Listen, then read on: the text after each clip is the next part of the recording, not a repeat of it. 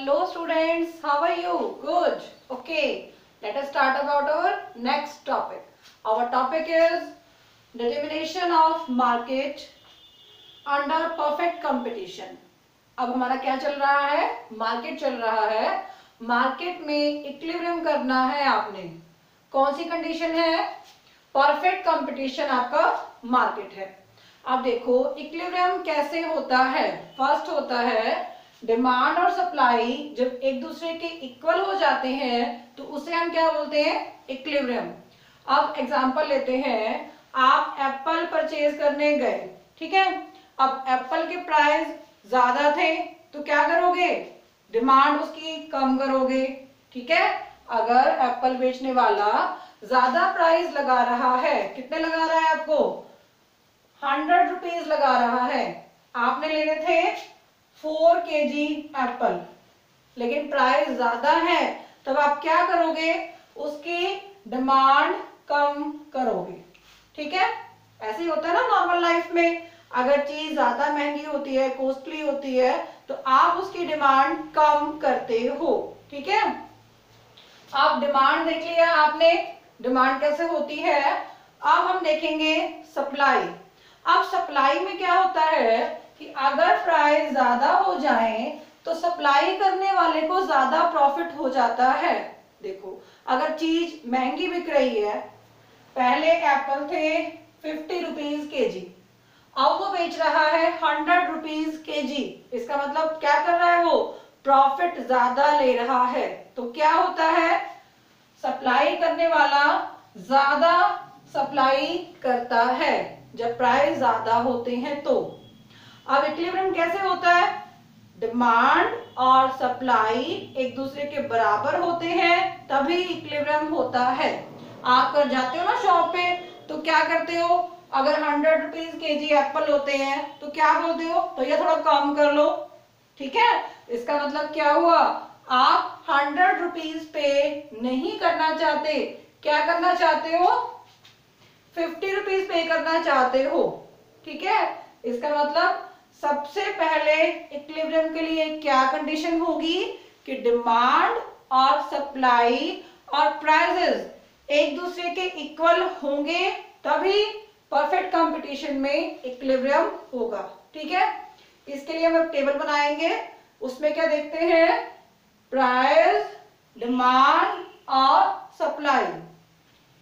आपको पता है कि प्राइस का और डिमांड का हमेशा ही नेगेटिव रिलेशनशिप होता है. नेगेटिव का मतलब क्या है कि प्राइस ज्यादा डिमांड कम, प्राइस कम डिमांड ज्यादा, ठीक है. इसका मतलब क्या हो गया?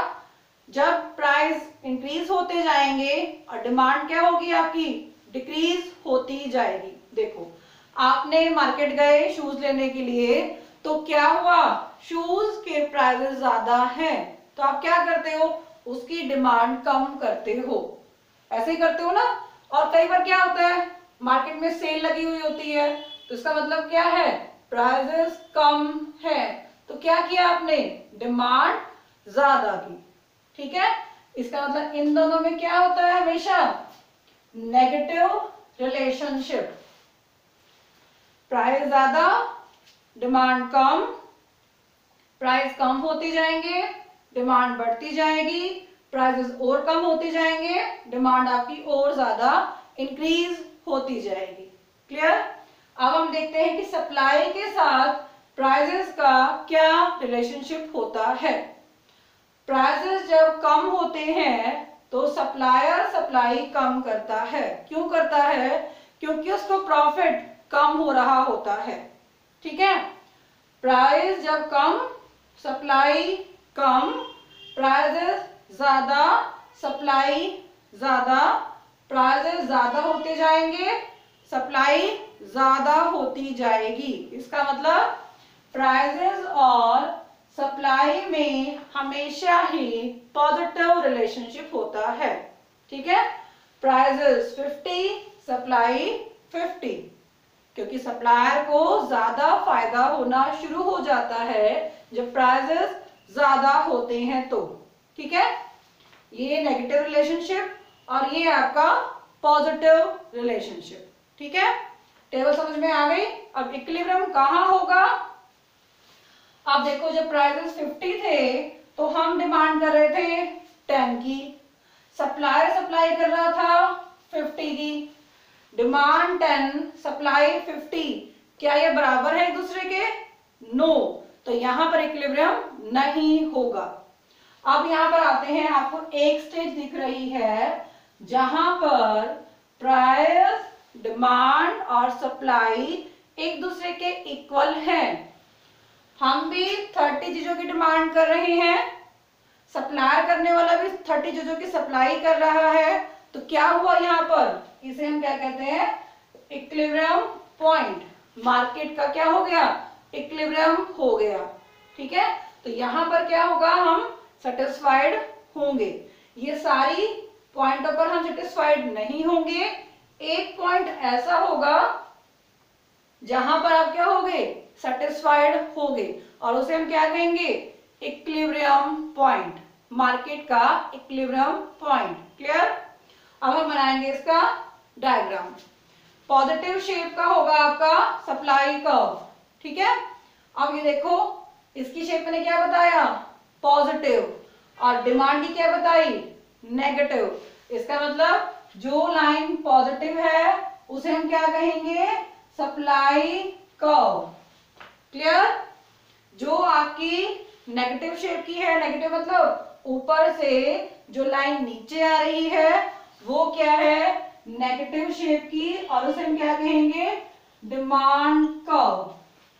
क्लियर? दिस इज पॉजिटिव, और आप क्या कहोगे इसको? Supply curve. ये आपका नेगेटिव, तो ये क्या हो गया आपका? Demand curve. अब देखो, एक पॉइंट ऐसा होगा जहां पर ये क्या होंगे? इक्विलिब्रियम में होंगे। इक्विलिब्रियम मतलब ये वाला पॉइंट जहां पर dx भी 30 होगी और सप्लाई भी आपकी 30 होगी और प्राइसेस भी क्या होंगे? 30 होंगे। उसे हम क्या कहेंगे? Equilibrium point. इसका मतलब ये पॉइंट जो है जहां डिमांड और सप्लाई एक दूसरे के इक्वल हैं। यहां पर डिमांड कितने की है?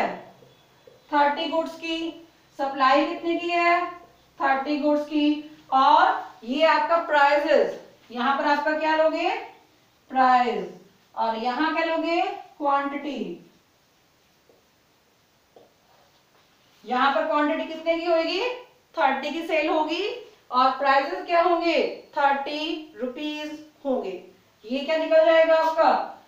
Equilibrium point.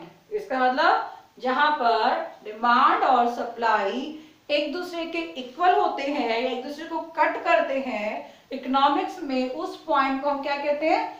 Equilibrium point. वहां पर आप सेटिस्फाइड होगे। क्लियर? आई होप आपको ये क्लियर हो गया होगा। कोई भी डाउट है तो आप कमेंट बॉक्स में राइट डाउन कर सकते हो। Okay, have a nice day.